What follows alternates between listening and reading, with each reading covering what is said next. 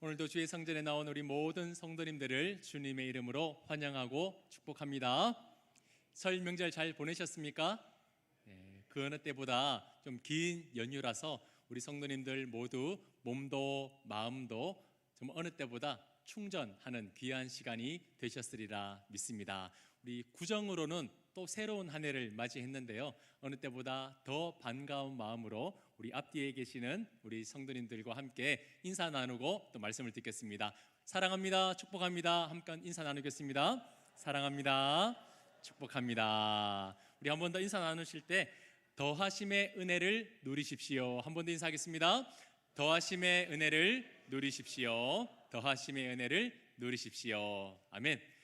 제가 뒤에서 이제 예배 시작할 때 이제 우리 아이들의 찬양 소리가 나오는데, 세계 어느 합창단 못지않게 천사들의 노래가 막 들리는 것 같았습니다. 너무 귀한 찬양 감사하고, 어제부터 모여서 열심히 연습을 하던데 우리 연습을 또 감당하는 선생님들 감사드리고, 귀한 찬양을 올려드린 우리 찬양팀에게도 감사를 드립니다.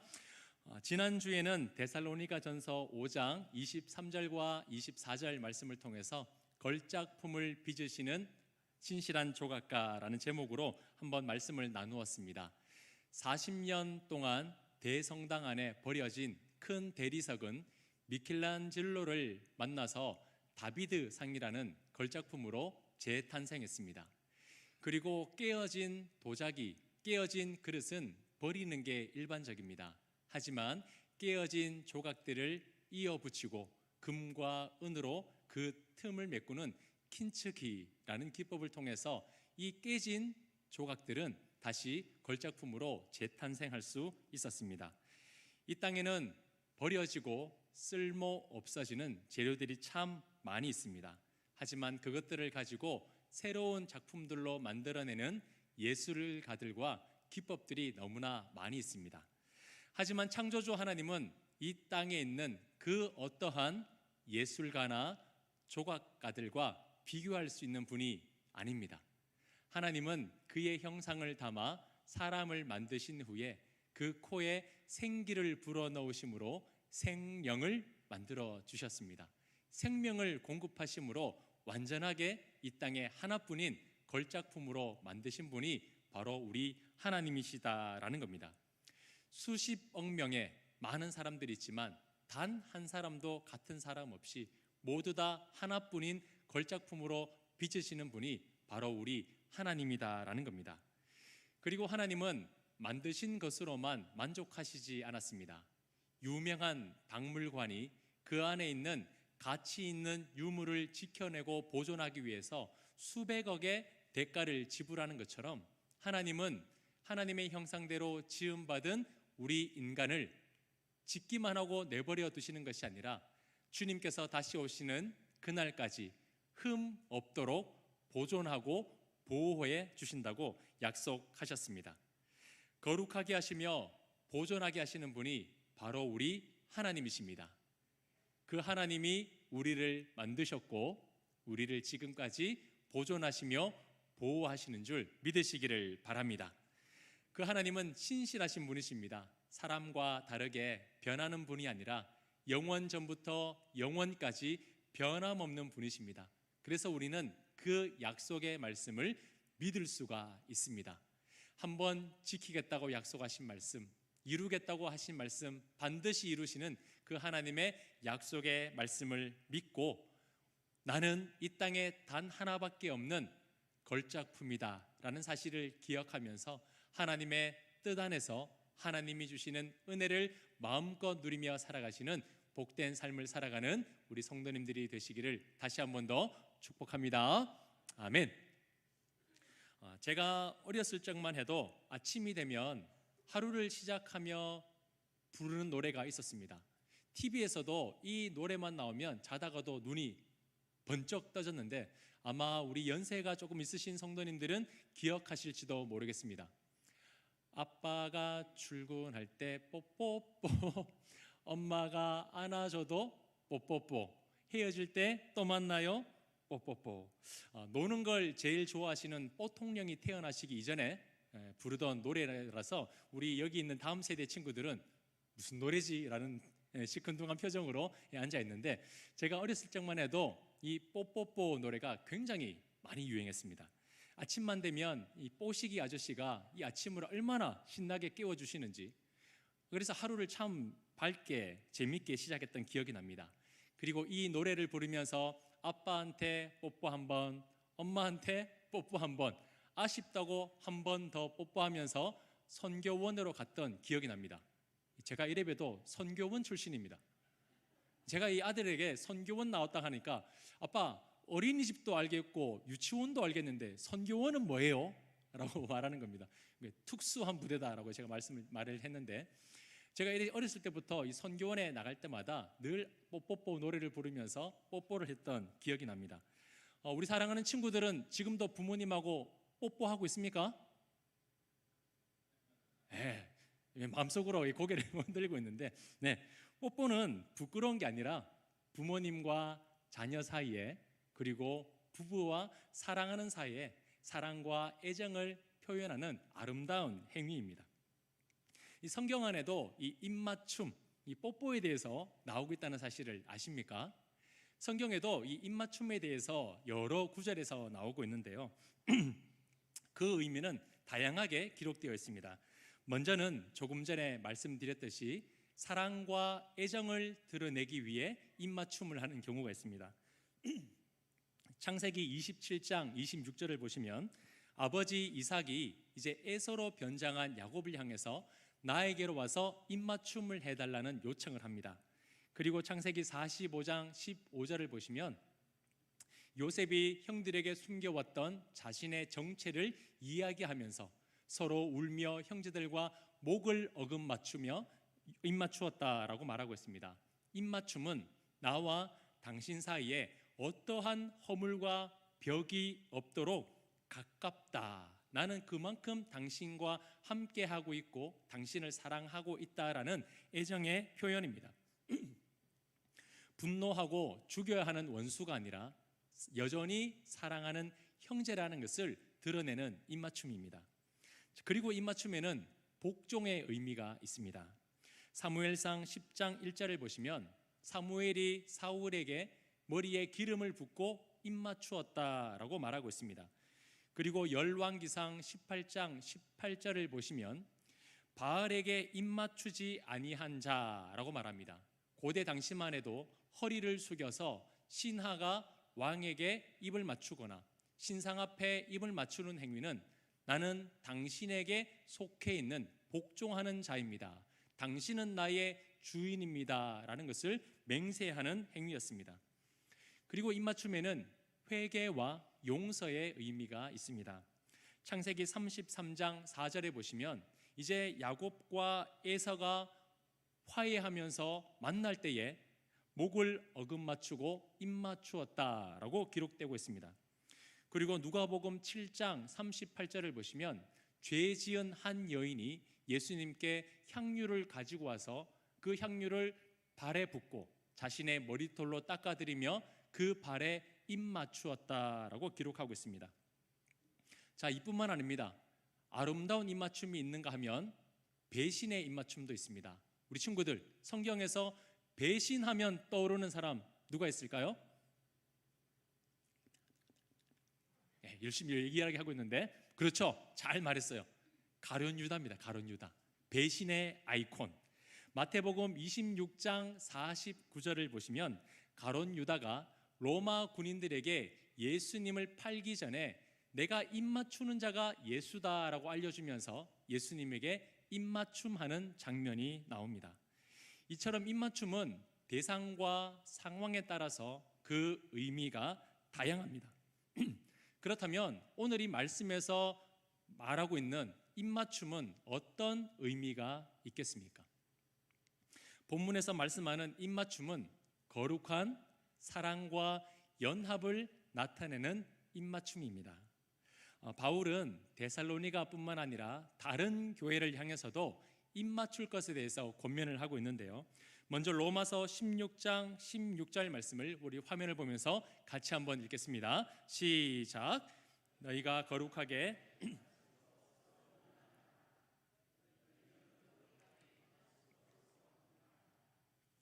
네, 고린도전서 16장 20절에도 모든 형제도 너희에게 문안하니 너희는 거룩하게 입맞춤으로 서로 문안하라라고 말합니다. 데살로니가 교회뿐만 아니라 로마 교회를 향해서도 고린도 교회를 향해서도 입맞추라고 권면하고 있습니다. 자, 입맞춘다라는 것을 한 군데에도 아니고 여러 군데로 기록한 것을 보면 당시 이 입맞추는 행위는 그리스도인들이 모여 있는 교회 공동체 안에서 특별하게 행해지던 행위나 특별한 의미가 있었다는 것을 우리는 알 수가 있는 겁니다. 자, 실제 역사 자료를 보면 2세기 순교자였던 이 저스틴이 기록한 제1변증서를 보면 이런 기록이 있습니다.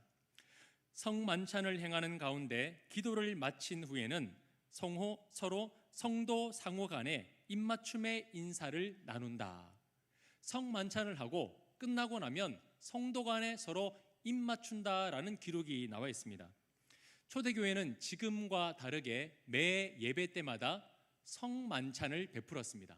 매 예배마다 성찬식이 있었다는 거예요. 그리고 예배가 끝난 직후에는 성도들이 무엇을 했다는 겁니까? 서로 입을 맞추며 인사를 나눴다는 겁니다. 서로 입 맞추며 나눈 이 인사가 무엇이냐면 그냥 아무렇게나 하고 싶은 대로 그냥 연인 사이에 행하시던 그런 육체적이고 세속적인 입맞춤이 아니라 하나님께서 우리에게 베풀어 주신 특별한 은혜를 나누는 행위였다라는 겁니다. 자, 우리 성도님들, 성찬은 무엇을 의미합니까? 성찬은 나는 예수 그리스도와 한 몸이라는 것을 고백하는 예식입니다. 그의 몸과 그의 피를 상징하는 빵과 떡을 먹음으로 나는 그리스도의 몸을 통해서 나는 죄 용서를 받고 그분과 함께 연합하여 구원받은 자가 되었습니다 라는 것을 고백하는 예식입니다. 자, 그런 성찬에 참여한 입술을 서로 대면서 인사한다는 것은 우리 모두 다가 한 몸이신 그리스도 안에 동참하고 있는 연합을 이루는 사람들입니다라는 외적인 신앙 고백이었다라는 겁니다. 그래서 바울은 이 같은 신앙 고백적인 행위를 향해서 그냥 입맞춤이 아니라 거룩한 입맞춤이라고 표현하고 있는 겁니다. 그런데 문제가 생겼습니다. 뭐냐 하면 시간이 지나면서 이 거룩한 입맞춤의 행위가 비난받고 비판받기 시작했다는 겁니다. 이방인들이 볼 때에 교회를 볼 때 동성과 이성 간에 서로 입을 맞추며 목을 어긋맞추고 인사하는 이 행위를 보면서 문란한 단체다라고 비난한 겁니다. 그리고 형제요 자매라고 하면서 입을 맞추는 행위를 보면서 근친의 집단이라는 비난의 화살을 쏘아대기 시작했습니다.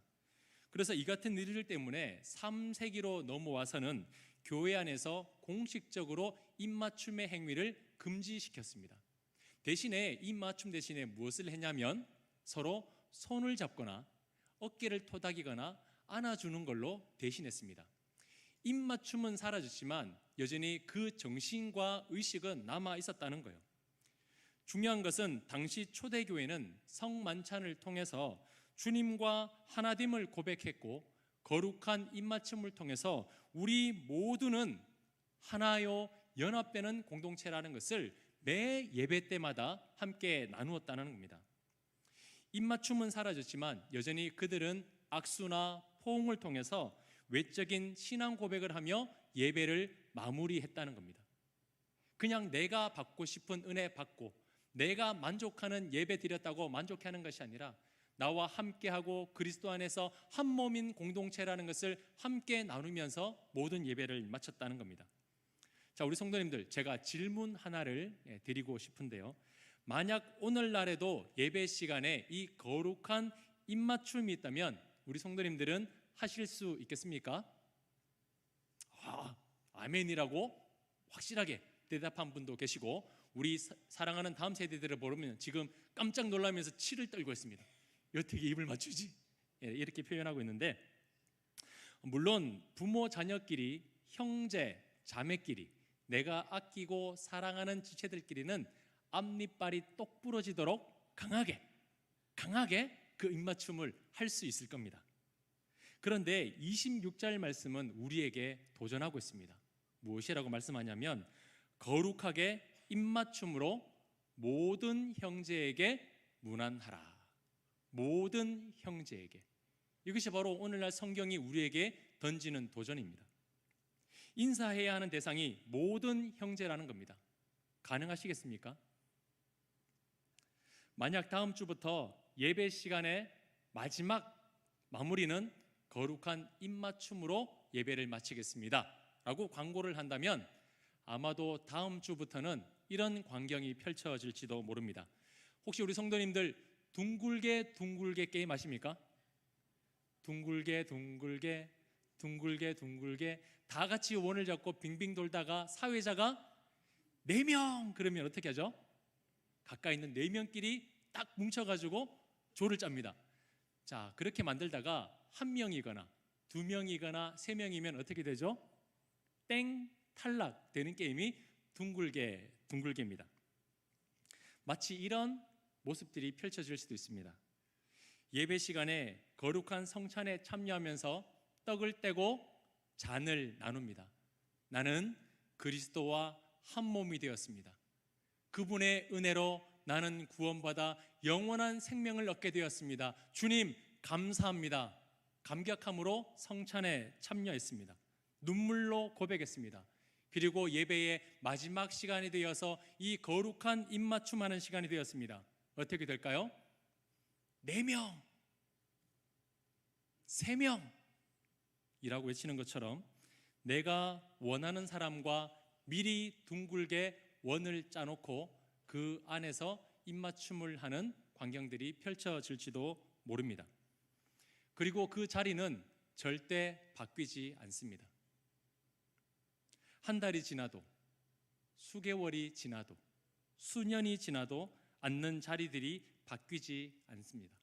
왜냐하면 내가 하고 싶고 할 수 있는 사람과만 입맞춤하기 위해서입니다. 성경에서 말씀하는 이 입맞춤은 어떤 사람이라도 들어오지도 나가지도 못하도록 내가 원하는 그룹을 딱 짜놓고 그 안에서만 거룩하게, 그 안에서만 행복하게 입맞추며 인사라는 것이 아닙니다. 모든 형제에게 한 사람도 빠짐없이 그 공동체 안에 모여있는 그 누구라도 그를 향하여 입맞추라는 겁니다. 예전에는 출신도 직분도 나이도 성별도 다 달랐습니다. 서로에게 벽이 있었습니다. 가까이 할 수도 없고 하기도 싫은 그런 대상들이었습니다. 사람이 만들어 놓은 차별과 내 안에 정해놓은 이 감정이 결코 그들과 함께하지 못하도록 만들고 있었습니다. 하지만 성경은 말씀합니다. 이제 너희들에게는 간격이 사라졌어. 너희들에게는 그 어떠한 차별도 사라졌다. 그렇기 때문에 이제는 너희들이 서로 얼굴을 맞대어 입맞춤할 수 있는 존재들이 되었다라고 성경은 말씀을 하고 있는 겁니다. 그 정도로 너희들은 화목하게 되었고 하나가 되었다라고 말씀하고 있습니다. 자, 26절을 다시 보시면 모든 형제에게 문안하라. 문안하라는 것은 방문하고 찾아가라는 의미가 아닙니다. 조금 더 자세하게 들여다보면 2가지 의미가 있는데 이 문안하다는 것은 그냥 편하게 하는 인사입니다. 안녕하세요. 반갑습니다. 그냥 헤어지거나 만날 때 편하게 인사하는 겁니다. 쌩 하고 지나가는 것이 아니라 그 사람과 나를 분리시키는 게 아니라 그 형제와 놓치지 말고 그 형제와 나눠지지 말고 거룩한 입맞춤을 하며 인사하라는 겁니다. 오늘 말로 하면 악수 한번 하고 어깨 한번 토닥토닥하고 한번 포옹해 주면서 편하게 인사 나누라는 거예요. 자, 여기까지 우리 성도님들 할 수 있겠습니까? 네, 물론 얼마든지 할 수 있습니다. 반갑습니다. 안녕히 가세요. 얼마든지 할 수 있습니다. 그런데 이 2번째가 문제입니다. 문안하라는 2번째 의미가 무엇이냐면 환영하고 맞이하라는 의미가 있습니다. 마음속으로 초대하라는 거예요. 이건 굉장히 힘든 일일 수도 있습니다. 인사까지는 할 수 있습니다. 악수하고 고개 끄덕이고 한번 안아주는 것 얼마든지 할 수 있습니다. 그 사람을 내 시선에 두고 나를 그 사람의 시선 안에 두는 것, 네, 물론 할 수 있습니다. 하지만 마음으로 환영하고 초대하는 것은요, 다른 영역입니다. 이건 내가 노력하겠다고 해서 되어지는 일이 아니라는 것을 누구보다 우리 자신들이 잘 알고 있습니다. 전에 말씀을 나누었듯이 그런 사람들을 사랑해야 할 이유도, 그런 사람들을 가까이 해야 될, 왜 그런 사람들을 위해서 희생하고 수고해야 하는 이유를 발견할 수가 없습니다. 왜요? 왜 그들과 입맞춰야 되죠? 왜 그들과 인사해야 됩니까? 내가 원하는 사람만 하면 안 되나요? 물론 우리에게 다 그런 마음이 있습니다. 그러나 바울은 의도적으로 표현합니다. 거룩한 입맞춤으로. 거룩한 입맞춤. 자, 이 거룩은 누구의 영역일까요? 누구의 영역입니까? 내가 아니라 하나님의 영역입니다. 거룩은 그분의 영역이에요. 이 땅에서부터 시작할 수 있는 것이 아닙니다. 거룩은 하나님의 영역이에요.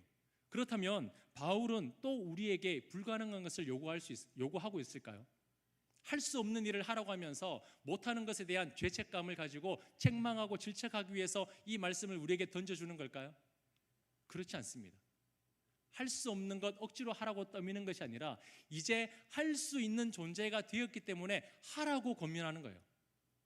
자, 바울은 이것이 가능하다고 말하고 있는데 왜일까요? 지난주 우리가 함께 말씀을 나누었는데 23절 말씀을 우리 화면을 보면서 다시 한 번 더 고백해 보겠습니다. 23절 상반절입니다. 시작. 평강의 하나님이 친히 너희를 온전히 거룩하게 하시고. 아멘. 이게 바로 핵심입니다. 불완전하고 깨어져 내버린 우리를 신실한 조각가가 되시는 하나님께서 예수 그리스도를 통하여 우리에게 불필요한 죄의 조각들을 다 제거해 주시고 깨어지고 상한 우리를 다시 이어붙이심으로 말미암아 완전히 다른 존재로 만들어 주셨습니다. 거룩하게 만들어 주셨다는 거예요. 이전까지는 할 수 없었습니다. 이전까지는 할 수도 없었어요. 하지만 평강의 하나님이 우리를 거룩한 존재로 새롭게 창조해 주셨기에 우리는 그 거룩한 입맞춤을 할 수 있는 존재가 되었다는 겁니다. 내 영역이 아니라 하나님이 가능하게끔 만들어 주셨기에 그것을 행하라는 거예요. 이 얼마나 놀라운 사실입니까? 우리 성도님들, 해야 하는 이유와 그 가능성은 나로부터 시작되는 게 아닙니다. 왜 해야 되는지, 왜 할 수 있는지 나로부터 시작하면 도저히 찾을 수가 없어요. 해답이 없습니다. 그러나 나로부터가 아니라 하나님으로부터 찾기 시작하면 그 이유를 발견할 수 있다는 겁니다. 하나님이 주시는 힘이 있으면, 하나님이 만들어주신 그 상황이라면 우리는 기꺼이 해낼 수 있다는 것을 기억하시길 바랍니다. 근데 우리 성도님들, 지금까지 말씀을 들으시면서 뭔가 하나 허전하지 않으십니까? 아주 집중해서 들으시느라 뭐가 허전한지 잘 모르시는데, 제가 지금 26절 말씀만 전하고 오늘 본문의 25절을 지금 말씀드리지 않았습니다. 이제서야 그렇구나 라고 하시는데, 제가 의도적으로 25절 말씀을 생략하고 26절을 먼저 말씀드린 거예요. 25절을 이제 말씀드리는 이유가 있습니다. 자, 보십시오. 바울이 지금 데살로니가 성도들에게 거룩한 입맞춤을 하라고 하면서 서로 인사하고 환영하고 맞아들이라고 권면하고 있습니다. 자, 그런데 자신을 향해서는 지금 무엇을 해달라고 요청하고 있습니까? 기도해달라고 말합니다. 아니, 뜬금없이 웬 기도? 그냥 입맞춤에 대한 이야기를 하든지 자기를 향해서 기도해달라고 하면서 성도들을 향해서는 입맞춤을 하라고 권면하고 있는 겁니다. 자, 이건 전혀 생뚱맞은 이야기가 아니라 바울의 애타는 심정을 그대로 보여주는 말씀이에요. 자, 그게 뭐냐면 바울은 지금 데살로니가로 가고 싶어 할까요? 다시는 쳐다보기도 싫어할까요? 네? 너무 가고 싶어 합니다. 만나고 싶어요. 무슨 수를 써서라도 그 데살로니가로 가고 싶은데 허락이 되지 않는 거예요. 상황이 열려지지 않아서 누구를 보냅니까? 다음 주 문제입니다. 누구를 보냅니까? 디모데를 보내요. 한 문제 힌트 나갔습니다. 자기는 갈 수가 없어가지고 디모데를 대신 보내는 거예요. 가고 싶어요. 만나고 싶어요. 3주밖에 되지 않았던 짧은 만남이었지만 다시 그들을 만나고 싶어서 지금 불붙는 마음으로 견딜 수가 없어 바울은 지금 편지를 대신하고 있습니다. 보고 싶은 사람들, 만나고 싶은 사람들, 지금 당장이라도 끌어안아서 입맞추고 싶은 그들을 향해서 바울은 가고 싶지만 갈 수가 없는 상황입니다. 대신 무엇을 해달라고 말하고 있는 거예요? 기도입니다. 기도는 바울에게 있어서 입맞춤이었습니다. 어떤 입맞춤이냐면 영적인 입맞춤이에요. 우리가 실제 만나서 그들과 함께 환영하고 인사하는 것만이 그들을 품어주는 것이 아닙니다. 기도입니다.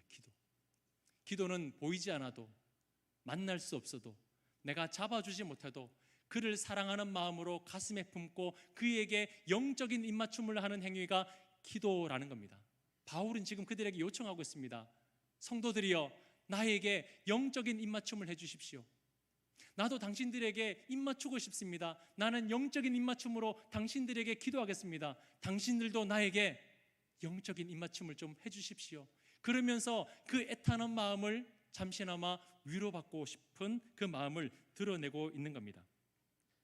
사랑하는 성도님들, 3주간의 짧은 만남이었지만 바울은 그들과 입맞추고 하고 싶을 정도로 애타게 그들을 고대하고 바라보고 있습니다.